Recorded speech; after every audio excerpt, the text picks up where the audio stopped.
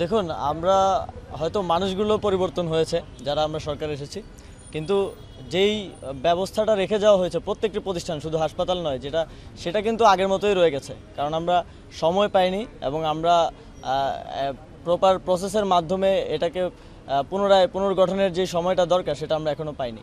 তো এখন জরুরি অবস্থা হিসেবে যেহেতু আমাদের অনেক শিক্ষার্থী, হাজার হাজার শিক্ষার্থী এবং জনতা যারা আন্দোলনে অংশগ্রহণ করেছিলেন তারা আহত আছেন, অনেকেই গুরুতর আহত আছেন।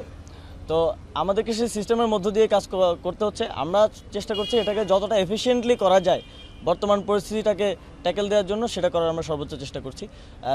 সরকারের পক্ষ থেকে তো স্বাস্থ্য মন্ত্রণালয় ব্যবস্থা নিচ্ছে, স্টুডেন্টদের পক্ষ থেকেও আমরা একটা তালিকা করে স্বাস্থ্য মন্ত্রণালয়কে প্রোভাইড করেছি। এছাড়াও আজকেই একটা হেলথ ফোর্স আমাদের ছিল, কিন্তু আরও স্ট্রং করে একটা হেলথ ফোর্স আমরা গঠন করব। প্রত্যেকটা হাসপাতালের সাথে স্টুডেন্টদের পক্ষ থেকে, সমন্বয়কদের পক্ষ থেকে কারা কমিউনিকেট করবে, কারা কোঅর্ডিনেট করবে, সেটা আমরা প্রত্যেকটা হাসপাতালে পৌঁছে দেব।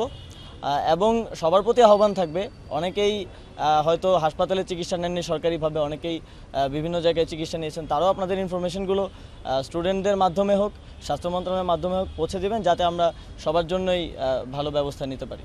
যারা সরাসরি সম্পৃক্ত ছিলেন, আপনার স্টুডেন্টদের বিপক্ষে কথা বলেছেন, সন্ত্রাসী আখ্যা দিয়ে মানববন্ধন করেছেন, তাদের ক্ষেত্রে অবশ্যই সিদ্ধান্ত আসবে যথাযথ তদন্ত এবং যথাযথ তথ্যের ভিত্তিতে তথ্য প্রমাণের ভিত্তিতে তাদের ব্যাপারে আমরা সিদ্ধান্ত নিব। তবে সেটা একটু সময় লাগবে। আমরা চাই না কোনো নিরপরাধ ব্যক্তিও এর মধ্যে এটার বলি হোক।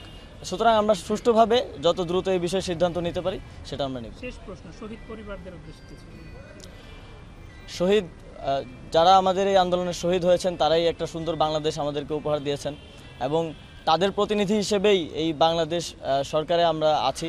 এবং শহীদ পরিবাররাই এদেশের শ্রেষ্ঠ পরিবার বর্তমান সময়ে।